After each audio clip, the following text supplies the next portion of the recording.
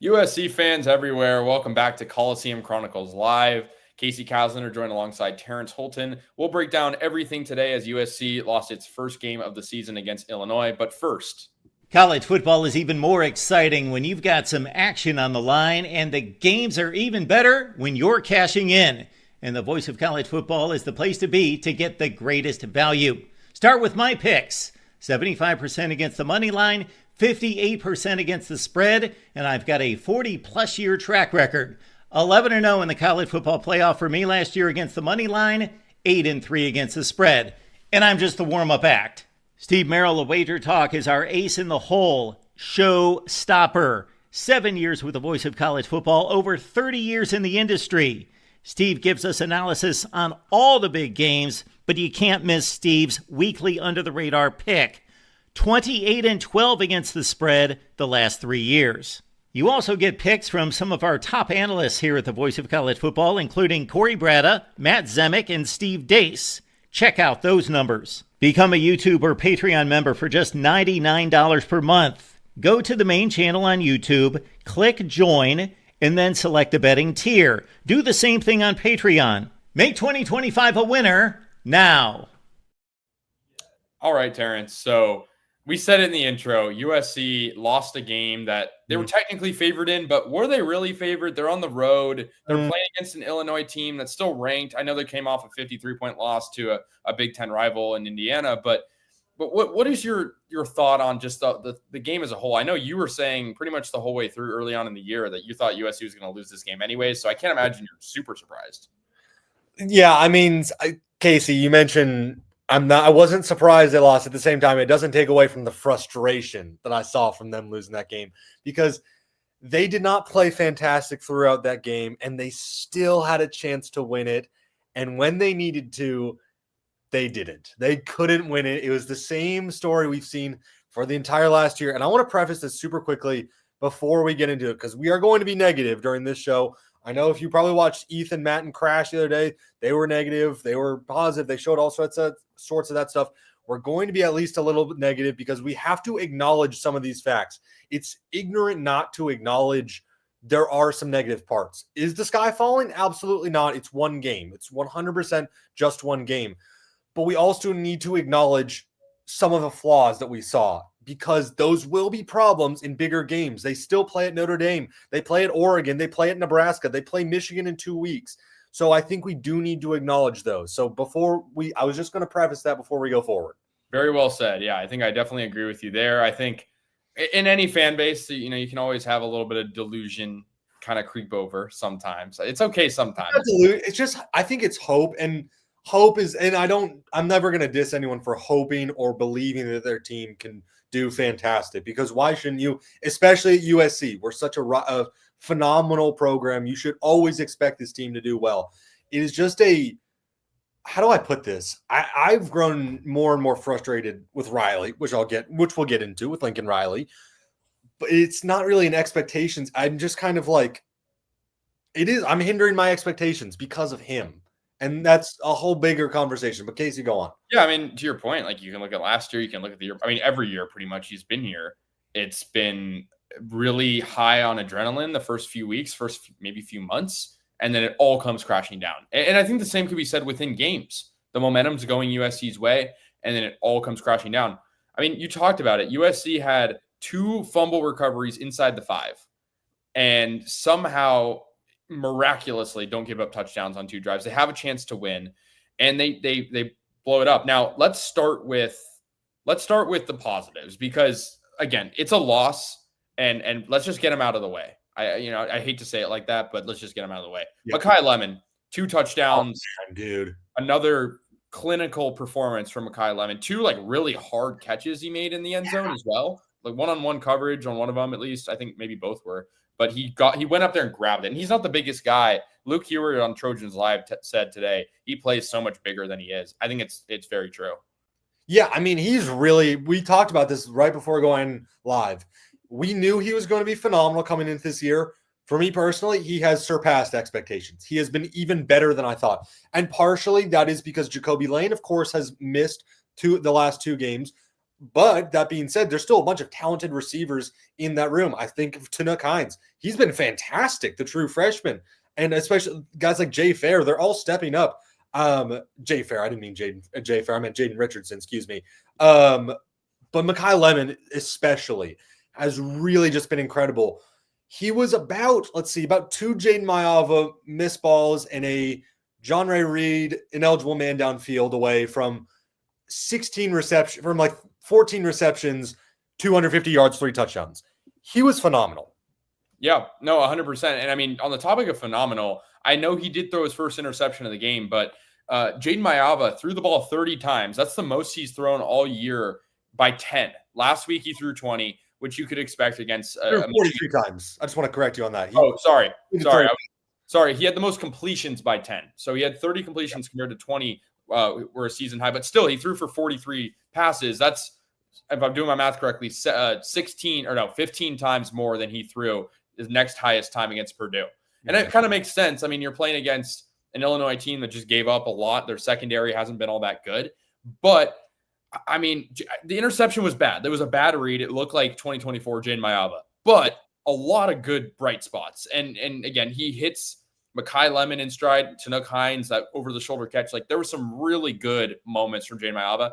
Was it his worst game in terms of accuracy? Yes, I'm going to say that. Yes. The completion percentage wasn't the lowest of the year, but he was missing open guys. And let's be real, though.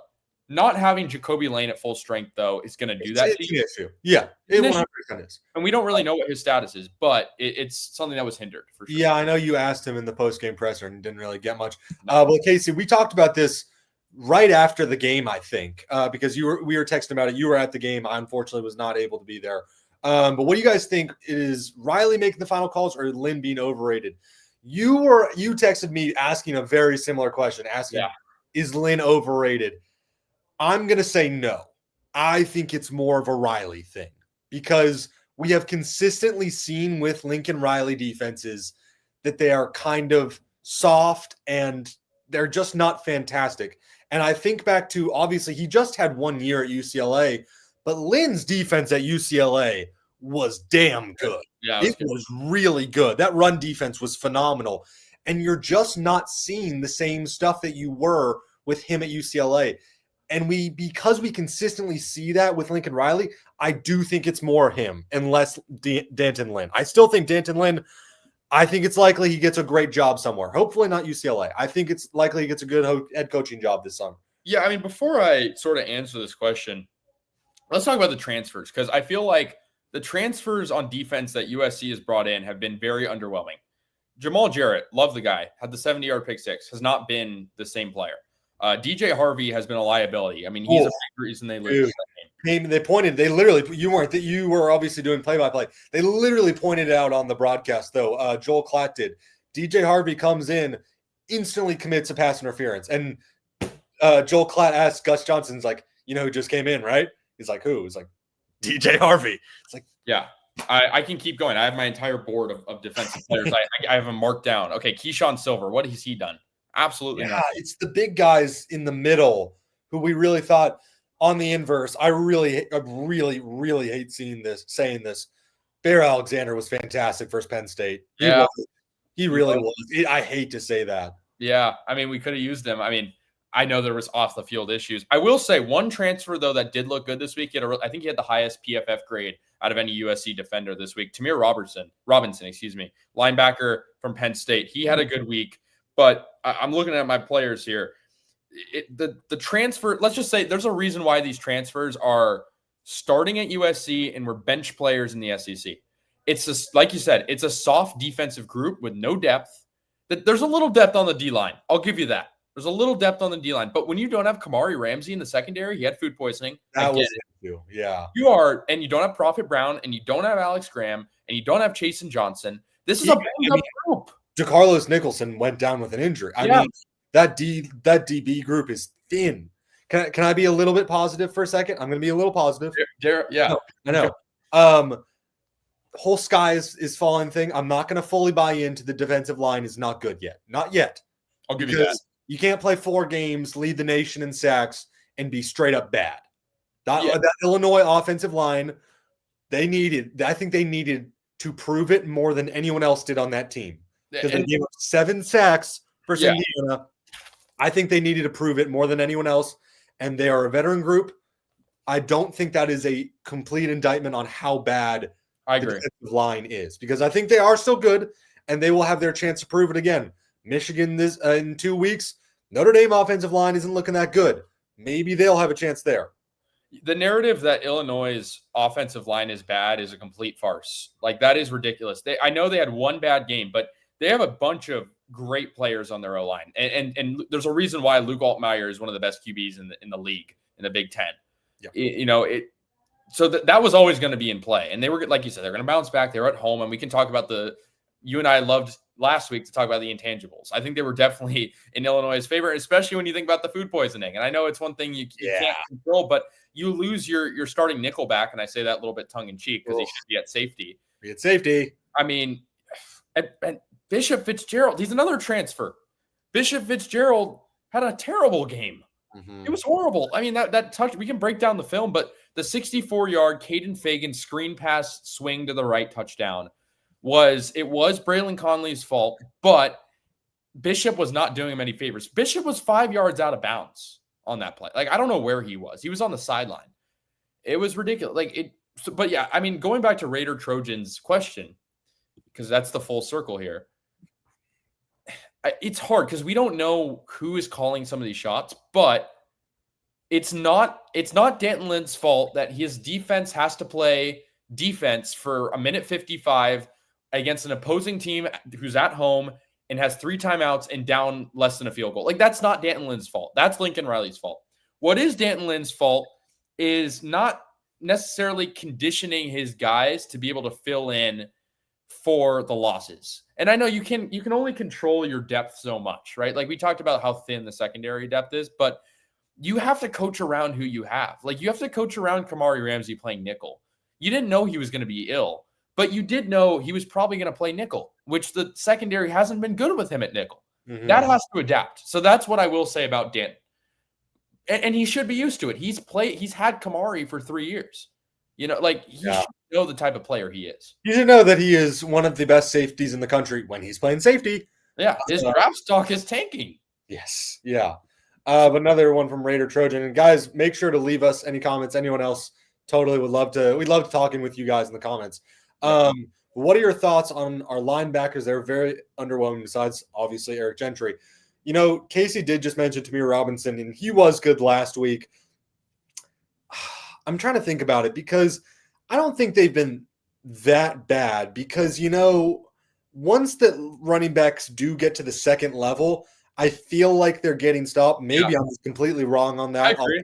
Maybe I'm just completely wrong, but it does feel like once they get to that second level, they're not allowing much to happen. That being said, pass play, it's not fantastic. Yeah, and some of that's because, Eric Gentry, we call him a linebacker, but is he really a linebacker? Like, he's a weird... Yeah. No, but he's not a true linebacker. Like, he can play on the line. He can do everything. That's what I'm trying to say. He's unique. We've never really seen a player... Lincoln Riley said himself, we've never really seen a player like Eric Gentry. He's not a typical big, framed linebacker. He's a stocky 6'6" guy. He almost plays like a corner who can blitz. Like, it's a weird... He's not going to drop into coverage. But my point is, that forces guys like Jaden Walker, Tamir Robinson, some of these guys to play a lot more in position. Anthony Beavers, like these guys to play more in the middle. And Gentry's the only, like you said, the obvious one. He's the only guy who really knows how to do that right now. I do like Jaden Walker, but he had a quieter game as well. The whole team. Yeah, I was going to say, I don't want to say I'm disappointed because it is early. I would say I was expecting more from Jaden Walker, especially the preseason camp buzz was this guy is going to be a star and a staple of this defense. Once again, I don't want to say he's been disappointing because I think he's been fine, but I thought he'd be a clear number 2 with Gentry, maybe even a dark horse, one of the best linebackers in the Big Ten. And that's a high standard. The Big Ten's a great linebacker conference. Yep. But I do feel like there's less depth there than we thought. I agree. I think, we talk about depth. The D line has depth, but you're still relying on a true freshman in Jakeem Stewart, who had his welcome to the college football world moment. Like he was blocked well after having a great week the week before. Jamal Jarrett, really not stuffing the run like we thought he would. Anthony Lucas was held quiet. Great player, still probably going to be a day 1 or 2 pick, but still a guy who was like, the point I'm trying to make is good teams in the Big Ten find a way to sack a QB more than once. And the only time they sacked Altmaier was a kind of lucky corner blitz. Yeah, no, it was great. I mean, another thing I was a little disappointed with, I thought they would dial up some more pressure. I thought there would be some more blitzes because another thing they mentioned on the broadcast, I really like Joel Klatt.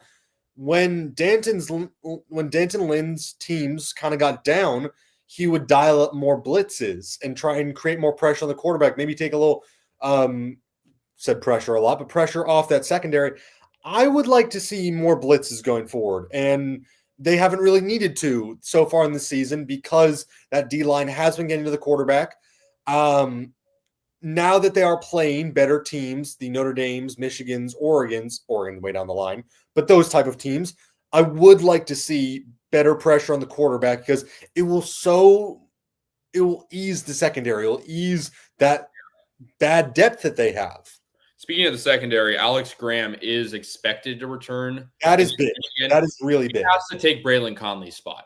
Like, yeah. He has to. Braylon Conley, I won't say single-handedly, second-handedly maybe is the right word, gave up 2 touchdowns. There's just no other way to put it. I say second-handedly because there were some busted coverages from guys like Bishop, but he's not dialed in. He's just not dialed in. And they got lucky on a few breaks where, they get a fumble inside the 5. But, I mean, big picture, right? Like, we're talking about the specific parts of it.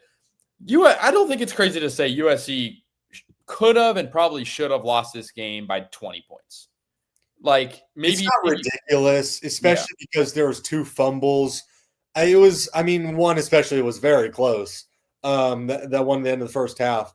And the second one was a great play by Gentry. But it's not ridiculous, but I'm also not going to say that because that is a part of the game. And it's why I don't love complaining about referees because I agree. It's kind of a tangent. But because that type of stuff just happens. It's college football. Crazy stuff happens. Yeah. And I mean, too, we haven't really touched on this a whole lot, but the clock management at the end. Oh, yeah. Let's talk about it. Because that's the thing everyone's talking about. It's the thing I am most negative on, I would say. Yeah. Because the moment where I really lost faith in Lincoln Riley last year, and I'll see if you can guess this. You want to try and guess when it was? Let me see. Was it early in the season? It was mid-season, early-ish. Mid-season, I'd say, though. Was it against Minnesota? It was Penn State. Because I watched as Lincoln Riley, as the team and Miller Moss, Penn State scores too quickly. Tie ball game. 4th quarter, less than 2 minutes to play. Maybe it was just around 2 minutes to play. I watched them cross the 50-yard line or get just to around the 50-yard line.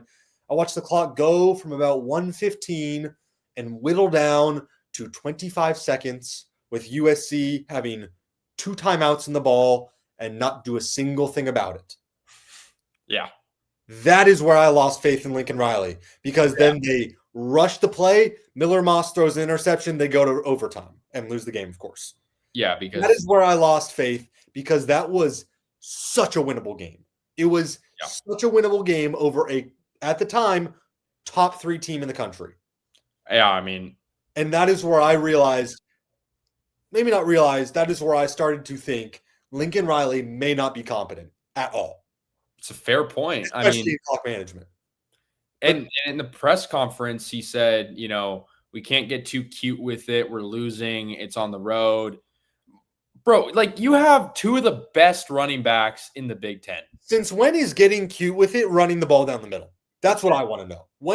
Since when is that getting cute with it? And I know we talked about the sky's not falling. It's not. I'm going to keep prefacing that. It's one game. It's not. I still think they're going 8-4. I'll get your schedule prediction after this. I am curious what you think. Because you did say 11-1 after Missouri State. But it was, Sorry, I'm so frustrated. Go on. Well, I mean, and to your point, I definitely agree with you. You have a run game that's good, but not just good. You have a run game that gets better as the game goes on. I have a lot of faith that if USC runs the ball, they have a couple timeouts in a minute 55 when they scored, 3 more times. They run the ball 3 more times. They make Illinois use their timeouts. You use practically the rest of the clock. Like, I'm very confident they could have scored from close in. I know USC's offense gets worse when they're closer to the end zone because that's just how it works. I mean, they're a big play team. We've seen Jacoby we've had so many 60-plus yard touchdowns this year, 50-plus yard touchdowns for that matter. But I am very confident that they would have scored if they just ran it a couple times, get the ball up inside the 10.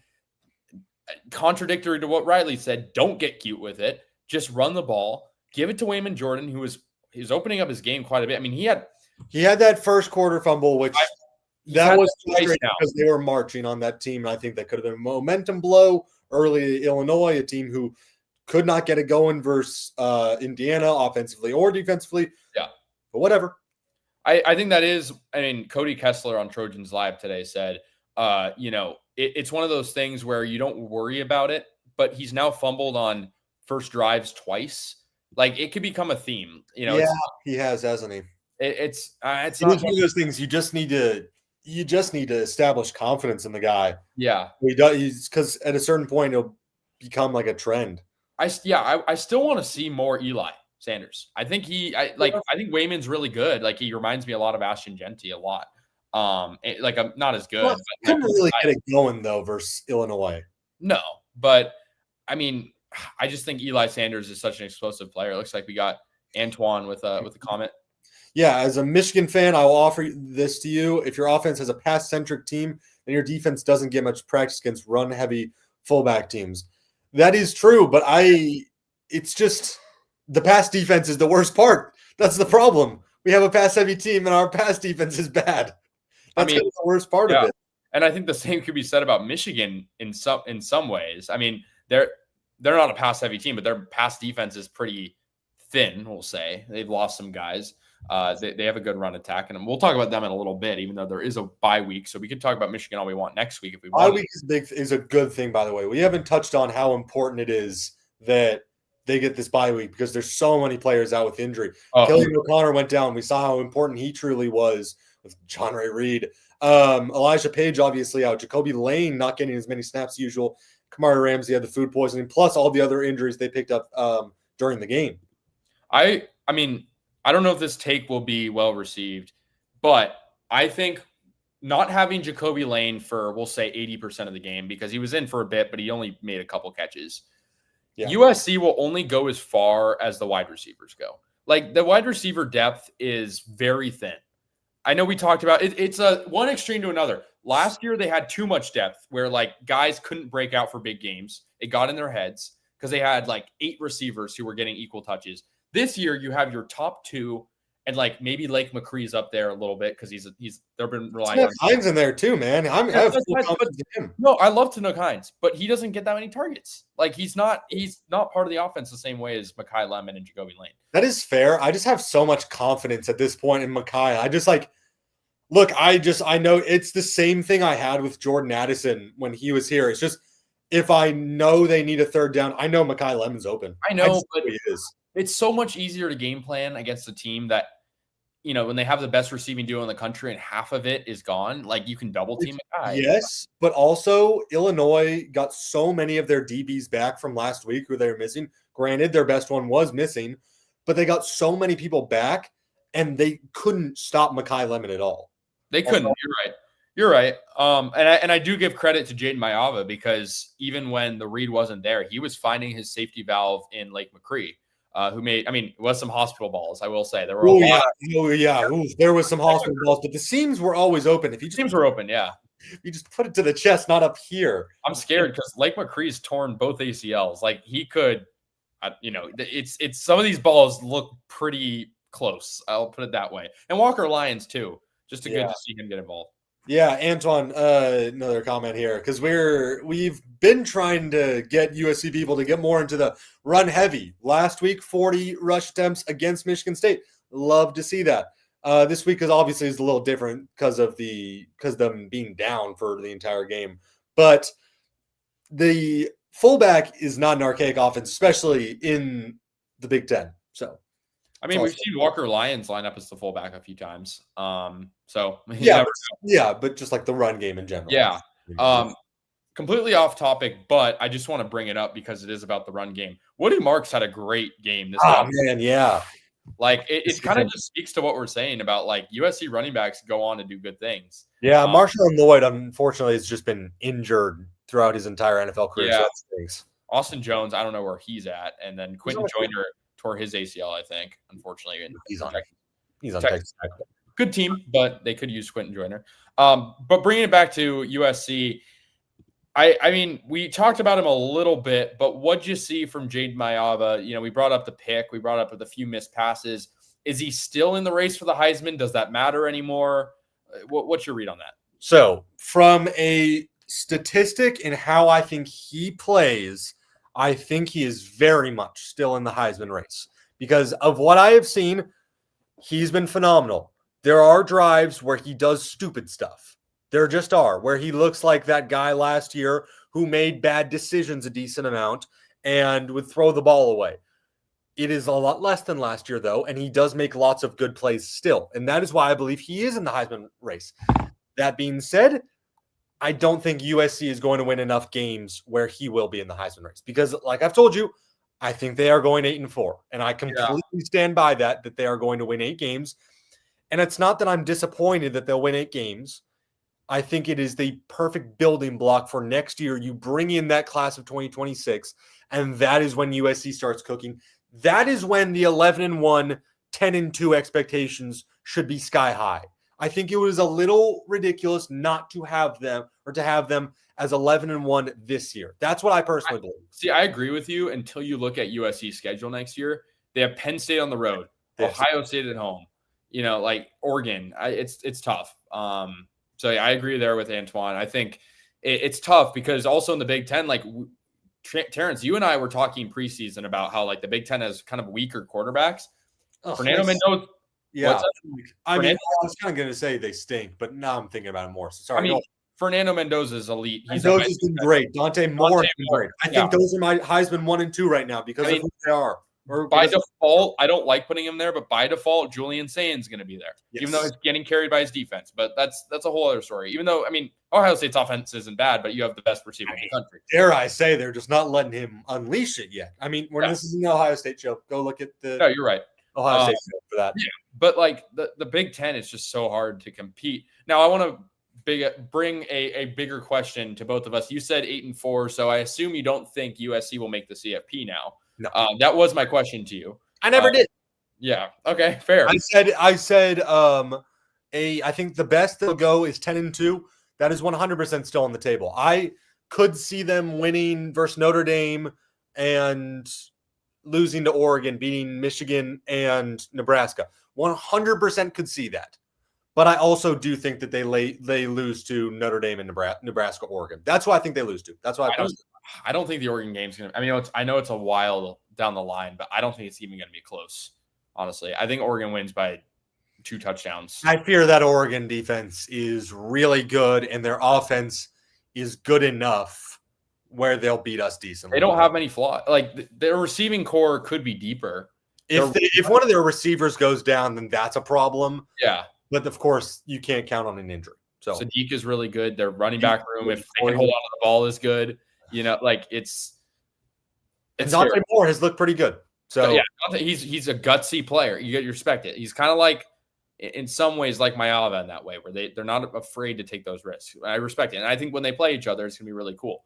But looking ahead now, you got the bye week, and then you play Michigan. I believe Michigan plays Wisconsin this upcoming weekend. Yes, they do. Big noon kickoff. Big noon kickoff. Wow, I didn't even know that. Mm-hmm. I mean. Sorry, go on. No, I was just going to ask you. I mean, like, what do you think is the main focus of the bye week? I mean, we're not in the huddle, we're not in the practices, but what do you think Lincoln Riley needs to do to prevent Michigan from being any? I mean, there's going to be a lot of Michigan fans at the Coliseum. That's just going to happen. The whole sold out thing. You can hype it up all you want. There's going to be a lot of Michigan people there. They travel well. It's got to be focused on not getting bullied on the lines of scrimmage, I think. Offensive line did a pretty decent job. The defensive line did not. They got Big Ten football shoved down their throat by Illinois. And if you think Michigan's not going to do that to them, that's exactly what they're going to do. Bryce Underwood isn't quite at his potential yet. Those receivers are not. Bryce Underwood is going to be a scary quarterback when he gets to his even next year. But right now, they are a run-heavy team. Justice Haynes is arguably the best running back in the country. Yeah. That's not crazy at all to say. Yes. Yeah. They are going to run the ball, and they're going to run the ball on this team. And when needed, they can pass the ball, unlike last year. Last year they threw like 3 second-half passes, if any, and still beat USC. Yeah. Well, I mean, it's like death taxes and USC giving up the big play. So, I mean, we saw – let's fast. You know what Justice Haynes is best at? The big play. I've never seen one man run for a touchdown from this 25-yard line so many times. Yeah, it's going to be Khalil Mullings all over again if they don't stop him. But also, I certainly agree with you. And we didn't even talk about Elijah Page, too, because he didn't play this past week. Do we sorry. I was thinking about Killian O'Connor. What was the update on him, by the way? I mean, I'll be honest. I saw on the monitor at the game that he had a walking crutch. Yeah. It's there's no update yet officially. We probably will find out on some update tomorrow. Yeah. And I'll be there. So if you want to follow my Twitter, you can get the latest update. However, Casey Kasliner. Yeah. I don't want to speculate. I'm not a doctor, but it looked pretty bad. You know, it looked crutches instantly isn't great. Yeah. I mean, they have a week in between. Well, I mean, can we just talk about John Ray Reed for a second? Because he was supposed to be the starting center until literally the 11th hour. Last second, Killian O'Connor, the walk-on, is going to play starting center. John Ray Reed was supposed to be, he was Kyle McCord's center. And he just looked, I think I said it on our broadcast, he was not on the same page as Maava, a guy who I feel like, I'm not in the huddle, but I feel like Maava is a guy who it's really easy to be on the same page as him. He's a chill, composed, confident gunslinger.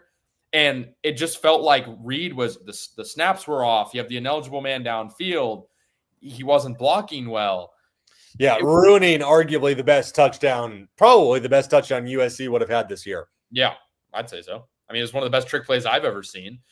Seriously, no, I have been really down on Riley's play calling, like pretty much since last year. That was one of the best play calls I've ever seen, and it was ruined by an ineligible man downfield. By the way, different story. Penalties should be illegal on plays that are cool. That's just what I believe. Well, I'm glad you brought that up. Can we talk about the penalties? Because USC they were better week in a row. Yeah, but the timeliness, though. I mean, the DJ Harvey DPI. By better, I mean less yards, but yeah, but that's a low bar. That's a pretty low bar. No, it's a terribly low bar. Yeah, that. To my point about Danton Lynn, some of that might be on him. You don't gotta be. It has to be because this team still ranks 131st in penalty yards. Yeah, it was. I don't have the number up on how many penalty yards they gave up, but I know 392. Oh, sorry. And do you mean they gave up 69 in last? Okay, game. Yeah, and I mean that's if you do the math, about 405 games. That's not good. It's bad. I mean, terrible. Let's just call it what it is. Again, sky's not falling. Sky's not falling. It's not falling. You're right. That is terrible. The penalties is inexcusable because how is it that week by week we can complain about this? Literally, that feels like such a fixable thing. Also, I feel like a lot of the penalties are stuff. Yeah, a lot of them are just they're not even only mental errors. It's a lot of dumb stuff. Yeah. It's a lot of okay, I will say there was one play where USC was going to give up, I think 15 yards on something. And then some Illinois offensive lineman, I think Kreutz, the offensive line, the center, pulls off his helmet, starts mouthing off, and it gets negated. Yeah. And I was like, wow, that is the first time this year that USC has bought themselves out of a sticky penalty situation. It really helped, but that could have been another red zone trip. I think Illinois might have kicked a field goal in that drive, if I'm not mistaken. Maybe they scored a touchdown, but the point is, the discipline is just ridiculously bad right now. And it's weird when you have a team with vets on the defensive side. I know there's some young guys, but you have Kamari, you have some transfers that are, have seen stuff. He's been playing for 20 years. Yeah, exactly. It's ridiculous. Yeah. And speaking on this is, I mean, it's not a bad take because there's not a lot of guys that feel like they've gotten that much better each year. Cameron Crawford's fantastic, but I think I don't know. We didn't see that. We didn't really see much of that last game. Yeah. And they got bullied in the trenches. Like, it's what happened. You know, I mean, do you think USC is a soft team just like by in nature at this point under Lincoln? I'm not saying like Riley might be a soft coach. Yeah, it's just how it is. Like, it's just they don't. You're right. Crazy that we have to say that. Like, that's what it is. I mean, look, I'll say this, right? I think Jakeem Stewart has developed really well. I think there's certain guys, 5 games or 4 games for him. I think next year, I don't want to already look to next year because that's really being a downer. But if Lincoln is going to shop the portal next year, which he will, you really got to analyze some of these defensive players you bring in better. I mean, some of these guys just don't feel like they're fully bought in on the defensive side. And I feel like the homegrown players, I can list them off for you. Like Jakeem Stewart, he looks good. Cameron Crawford, homegrown guy. A lot of the, Christian Pierce, homegrown guy. But a lot of these guys, there's some exceptions. Anthony Lucas was a transfer. He's great. Yeah. But Eric Gentry, ASU transfer. But a lot of these transfers don't feel like they're meshing. Like they just feel like they're on a different page. And maybe that feels like a coaching thing is the problem. We mentioned Bear Alexander earlier in the show, excuse me. He was great for Penn State. And so maybe it is a USC problem. I don't know. Yeah, maybe. I mean, I think he's a guy that was very not so adaptable to where he was, but that's not unique to Bear Alexander. I think there's a lot of guys who just don't adapt to the USC system. And I think it's weird when you have, I think it's fair to say the most star-studded coaching staff in the country on defense. When you have Eric Henderson, you have Danton Lynn, who could be a NFL head coach or a higher up coordinator at some other program. You have Sean Nua, you have Rob Ryan, who coached the NFL. That is Doug Belk has a lot of experience. We got to talk about Doug Belk, dude, because I feel like Doug Belk has just been so disappointing. Yeah, I agree. He obviously was fine at Houston, but I thought he'd be better than this. He was a Broyles Award semifinalist not that long ago. Yeah. Bring back Matt Entz, if dare I say. No. It's hard in football because we don't know what coach is teaching what. We're not in the practice. The practices are closed to the media now, so we can't watch practice even. That's a whole other can of worms. I go to practice, but they only show you the post game. Like you're not there for the warming up. You see players leave. So it's hard to know what's actually going on. It's also hard to know what they're practicing. Like Jacoby Lane, everyone suspected was practicing this week because he left the practice facility in pads. But we don't know how serious his injury is. We don't know how serious Elijah Page's injury is. There's so many question marks about this team. And the reason why I bring this up is you talk about the sky's not falling yet. But if you don't have Elijah Page long-term, if you don't have Jacoby Lane long-term, you don't have Prophet Brown, those are 3 guys that are the difference between 10-2 and 7-5. It's just, those are some of your best players. Yeah. It's just, it's difficult. It really is. And this brings this up again because, it's going to take some time and that sucks. And I think once again, I said it. I don't want to say next year. Next year sounds so depressing. Like I'm already giving up. And it's week 6. I'm not giving up. I'm not. I've always said this team is going 8-4 and I stand by it. I respect the consistency. I was a little bit higher than you on USC, but I think the thing you have to remember is just this team on defense is never going to be able to produce week per week. And I think maybe I actually have a sort of even bigger picture question for you. USC scheduled nobody through the first, obviously the 2 non-conference games, and then Purdue, they're a pretty trash team.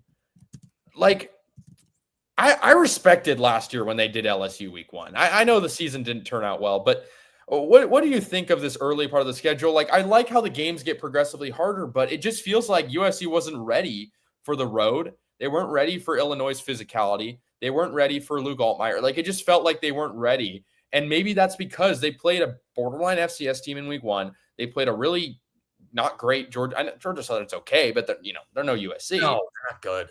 No. So, yeah. I mean, what do you think about the schedule?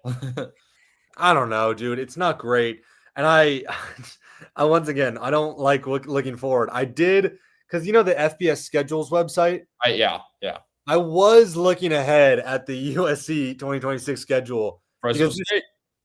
Dude, this schedule sucks. Yeah. Are we serious? Why can't we get like a Nebraska schedule this year, an Indiana schedule? Do you want me to read this off to you? Because none of these dates are confirmed. Yep, do it. For Fresno State and Notre Dame. Out of conference, Fresno State. No, there's only 2 out of conference. So they haven't named the last one yet. Nothing named the last one, but yeah. Oh my God, this schedule sucks, dude. Okay, sorry. Once again, I'm staying positive. Oh my God. Okay. Fresno State, Notre Dame, at Indiana, at Penn State, at Rutgers, at UCLA, and then the home games, Maryland, Ohio State, Oregon, Washington, and at Wisconsin. That's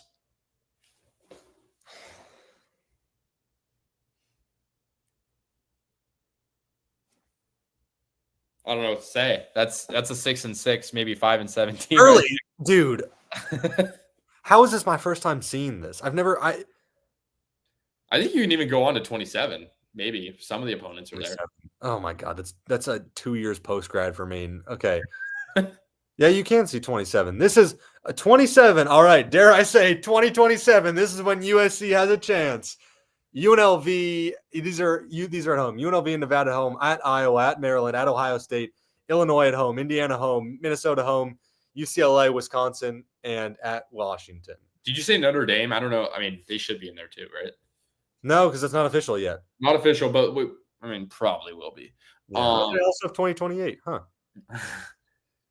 I mean, Hassan Reddish will be in the NFL at that point. I refuse. Williams will be quarterbacking for USC at that point. I don't even know. We can't even look that far We're ahead. throwing to Mark Bowman. Like, yeah. Dude, this is the 2026 schedule?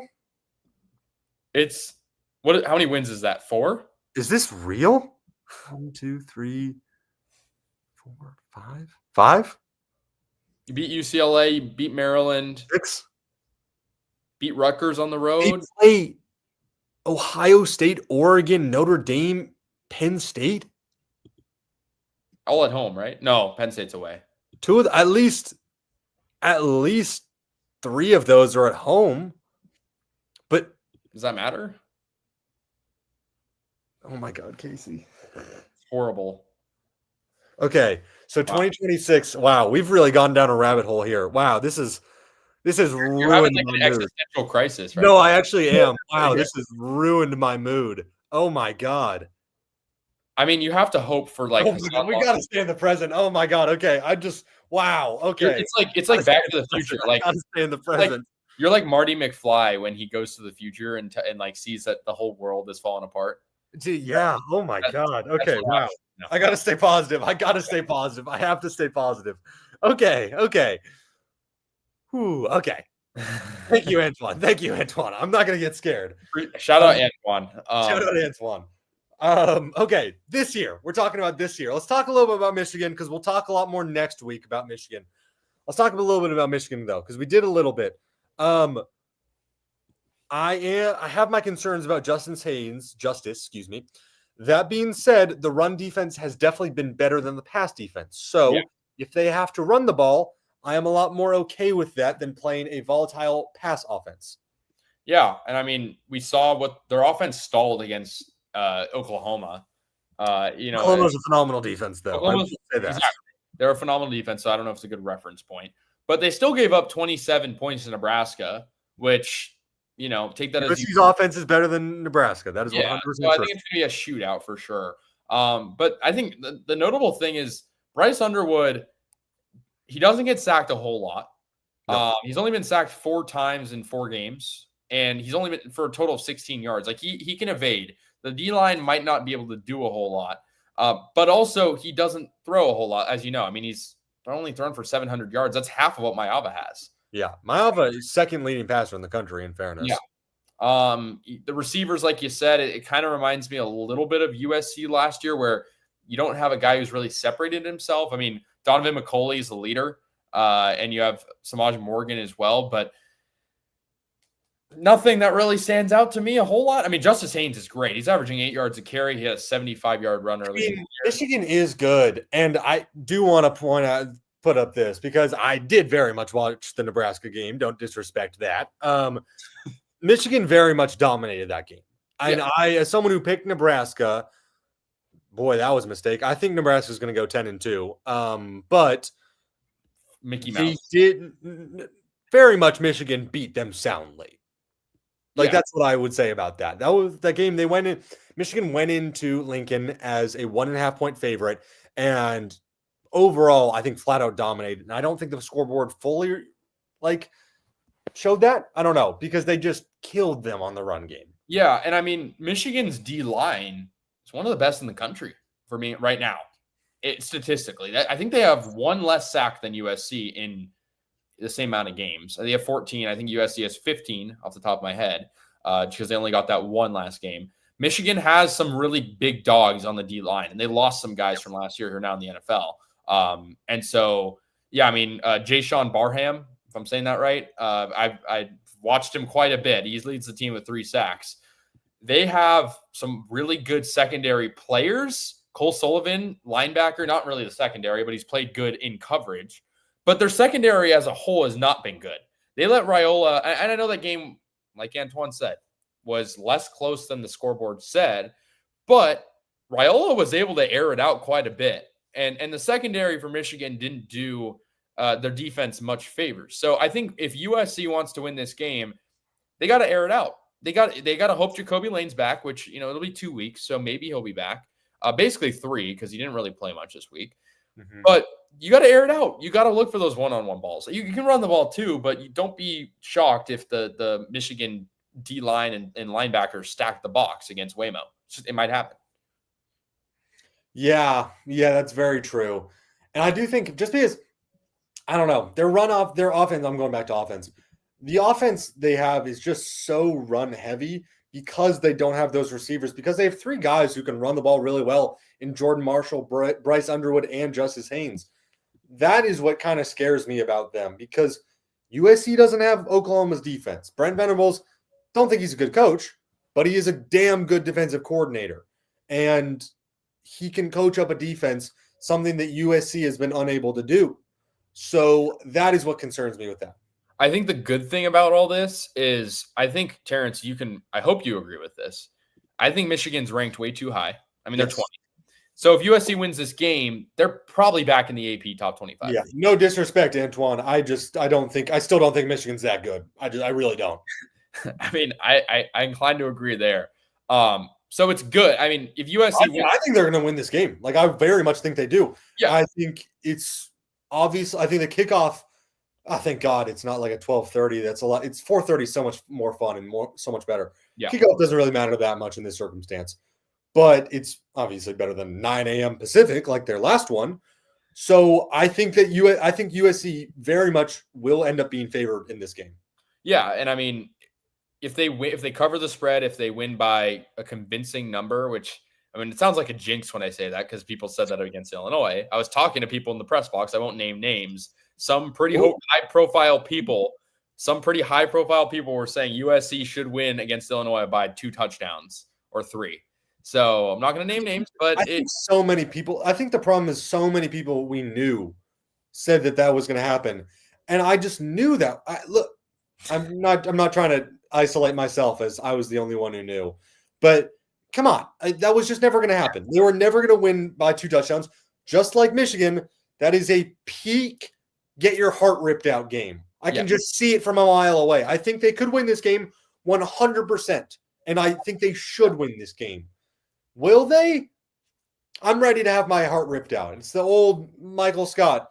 No question about it. I'm ready to be hurt again. I'm ready. For the record, I against Illinois ahead of it, I either said USC will win by like 4 touchdowns or by like 3 points. So I know that's sort of a broad prediction, but yeah. But this is, I may have said something similar, so I'm not going to hate on you for that. I will say, though, the thing that Michigan has in their favor, and this is sort of in USC's favor to some extent, Michigan only has one ranked matchup. And by ranked, I mean ranked right now. Ohio State, obviously, the rivalry game at the end of the year. They have to win pretty much. If Michigan wants to make the playoff, which I don't know how many people are predicting them to, but they're a team that's expected to make the playoffs because they're Michigan. They're in the running every year, whether you like them or not. They have to win every game pretty much if they want to have a shot at winning the Big Ten. So they're going to have that on their side. They're going to have fans travel. They're going to be, they could still make the Big Ten championship because that one loss was out of conference. You're very right. I didn't even think about that. And it's a ranked loss too. It's not like they lost to some. It's an SEC loss. It's an SEC loss. Starting quarterback's first ever away game, actually. Yeah. Yeah, you're playing against a QB and John Mateer who probably could have won the Heisman if he didn't get hurt. But that's the point. Yeah. So the point is, Michigan's not going to come in without their advantages. I mean, we saw what Coach Moore was able to do last year against USC. They're used to the tape of the Trojans. It's not going to be like an Illinois game where the teams haven't played in 17 years, and it's going to be a lot of just kind of messy stuff. I feel like it'll be tight, but it'll also be high scoring. I think you can have both. I think you really can. So I think we can go ahead and do our score predictions. I know it's 2 weeks away. Yeah, we can change them. I also want to shout out one thing because there was a guy in our comment section way back in like a couple weeks, like maybe a month ago or something like that, who when we said, I think we said one of us said USC wins like 31-24, something like that. Some guy commented, no way a freshman quarterback hangs 24 on USC in the Collie. Casey, tell me, how many points did Dylan Raiola in a much worse Nebraska team put up on USC in the Collie last year? Off the top of my head, 28. It was 24. 24, okay. It was close. Yeah. That was a worse team, a worse offense. So it is going to be similar. I think it'll be very similar to Illinois, like a 31-24, 31-28, something like that. Yeah, I think SC will win. I think it'll be like 28-24, like in that range. I think there might be some good defensive moments that like stall scoring for a bit. But Antoine, give us your score prediction in the comment section. I'm very curious. Everyone drop them, especially Antoine, because you're a Michigan guy. I don't know how you found us, but yeah, hey, respect. We're glad you're here. Yeah, I mean, let's check in really quick. We don't have too much time left, but let's check in on the Big Ten standings. A couple of undefeated teams left in terms of overall play. Indiana 5-0. They're at the top with Oregon, both 2-0 in conference play. Then Maryland 4-0. They haven't played anybody yet. Ohio State is going to get the looks, the number one team in the country. They beat Texas, even though that win isn't looking so great now, but that's besides the point. USC's in that second tier, which I feel like a lot of people sort of were talking about preseason. There's tiers to the Big Ten. When you have 18 teams in a conference, there's tiers. And USC's sort of in that second tier with Michigan, with those Illinois, I guess Illinois was sort of expected to be in that top tier. But, so what are your sort of, I mean, it's early, but like conference play has barely started. But looking at the Big Ten standings, what stands out to you? I do want to quickly put up, Antoine says Michigan by 10. Wow. Don't think that happens. I think USC's offense is good enough to keep it within one score, at a minimum. Keep it within one score. The Big Ten's very interesting this year. Antoine also talked about how there's not really any top dogs. Maryland is a very funny team, and I'll be curious once they actually start to play real teams. But definitely the two top in the Big Ten are Oregon and Ohio State. Very much so. Whether you like it or not, those are a rival of USC and Michigan. Those are the two best teams in the country right now. I think that's kind of definitive. You could throw Miami in there. I think both Oregon and Ohio State are by far the best teams. They're more battle tested. I'll give you that. I'm not super high on Miami, to be honest with you. The two teams they beat that people were looking at looking fraudulent. So but we can agree that Oregon and Ohio State are the two best teams in the country. I'd agree, and I think I'd put Indiana in the top 7. I know you haven't been high on them in the past, but I think they've proven to me with a legit. I put them in my rankings this week. I actually haven't made my rankings yet. I'm late on it, but I think I'm going to have Indiana pretty high. I'm fully bought in on Fernando. I put Indiana at 10, and maybe that's a little disrespectful, but is Fernando Mendoza? Could he be the number 1 pick? I've seen a lot of that. People like the pros really like him.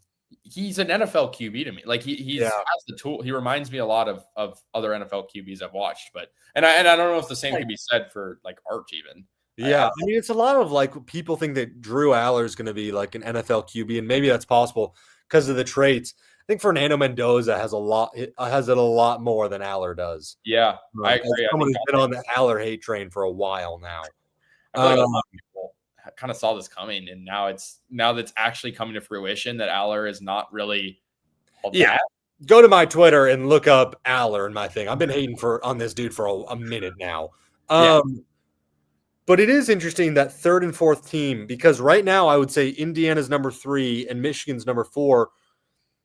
USC's number 6 right now. Just looking at it, because Illinois, you can't rank Illinois above USC. So that's right. That is right on the edge of playoff. I mean, Big Ten gets how many bids? 4?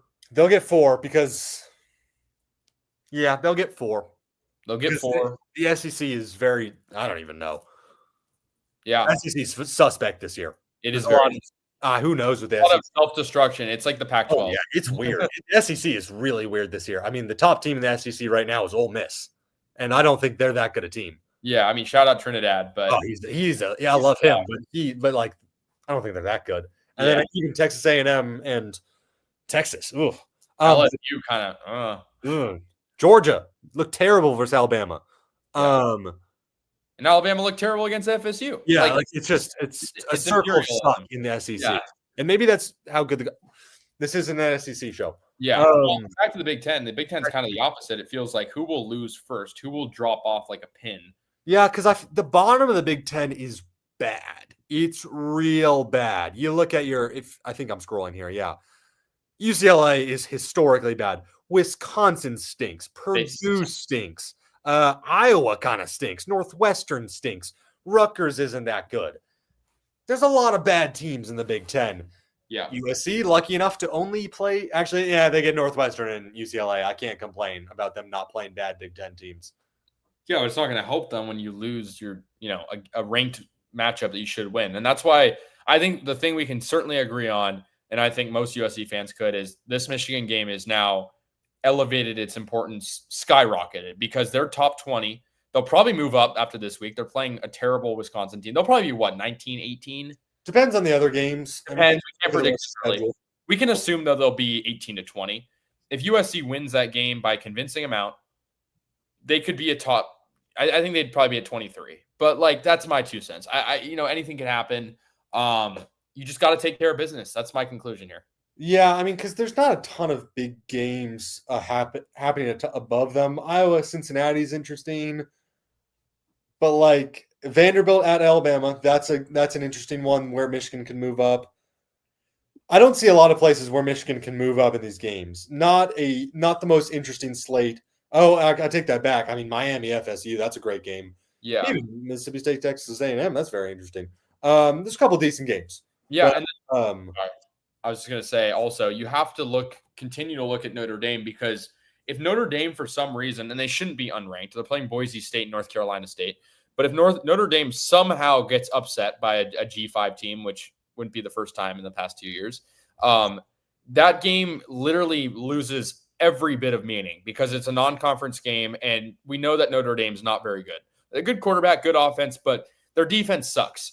And so you have to hope that Notre Dame is top 17 and then you beat them. Like that is your only chance at making the playoffs at that point. Yeah. Because that game loses all meaning, like literally all meaning, if Notre Dame isn't good, because it's non-conference. They will be though. They'll win the rest of the USC. They will, but you just got to hope they beat Boise State. And I know it's weird, you're a USC fan rooting for Notre Dame, but you got to hope they beat Boise State by 30. Yeah, that's the thing. Once again, I said this, I wasn't rooting for Notre Dame against Texas A&M and Miami, but like, why wouldn't I want them to win? Because you just need USC's strength of schedule to look so much better.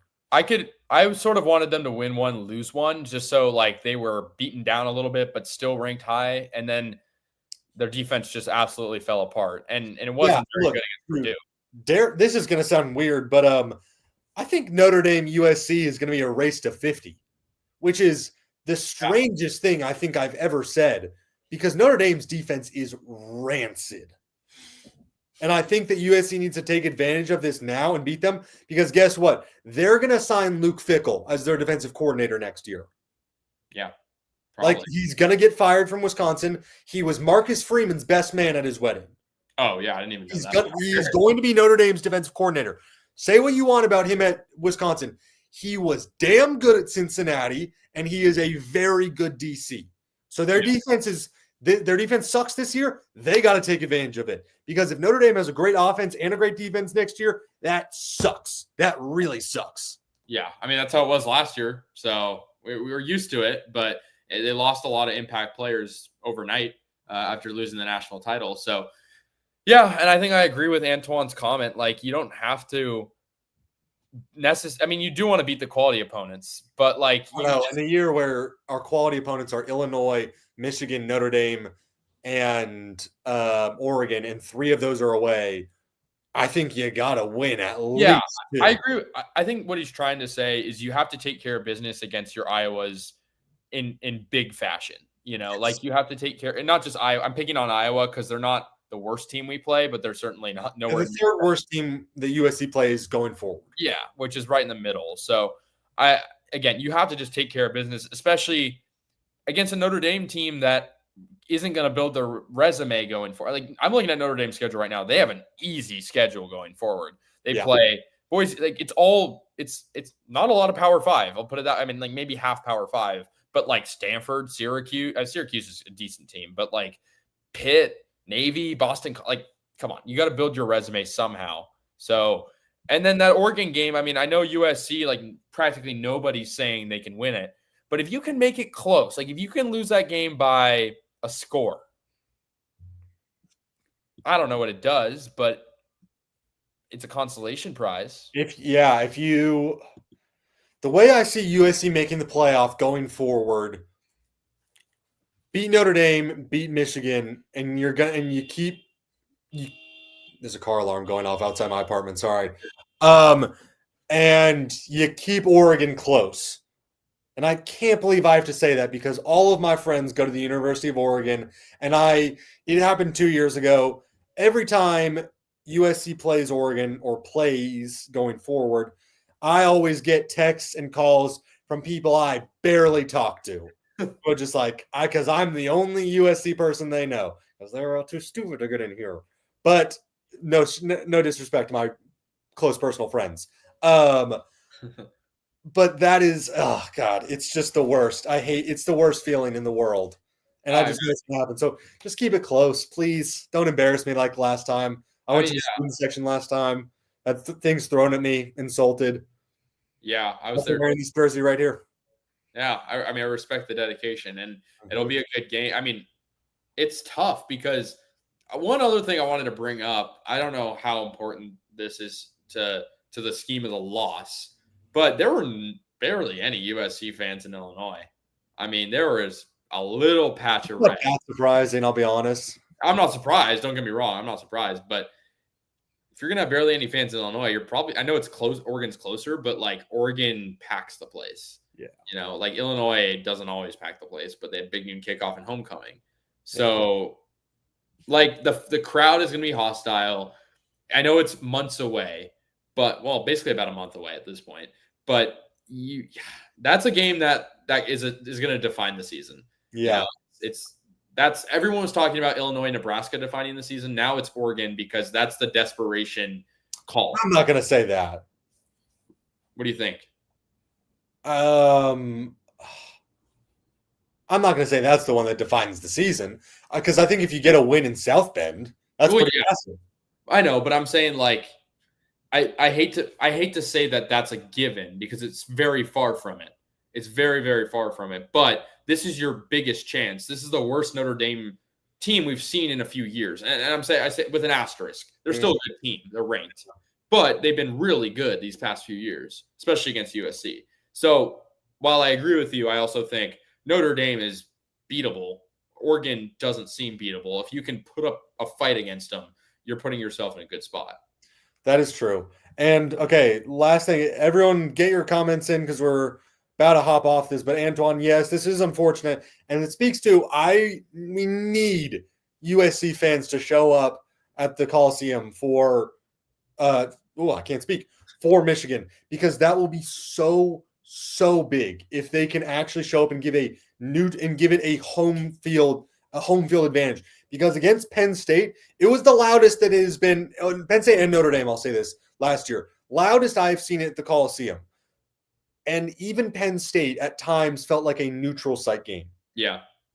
I will say, I don't know about California fans. SoCal fans chill out at the beach. NorCal fans are in. Oh, my God. Okay, NorCal native here.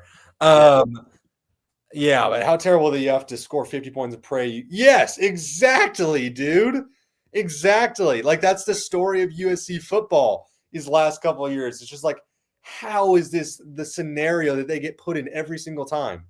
Especially during Caleb days, and it's starting to feel like the same a little bit. Yeah, I mean, I think that sort of like rounds it up. And Antoine's right. That Michigan, I think, has some of the most alumni in the country. Yeah, but I'm going to need him to take his scandalous cheating side out of my comment section now. Too negative. Yeah. No, I agree. Get your final. Unfortunately, a little blue, but that's all right. That's all right. Yeah. Well, as long as USC can weather the storm a bit, they should be okay. Antoine, if they win, don't if they lose, because I'll be angry. If USC wins, I want to see you in this comment section in 2 weeks.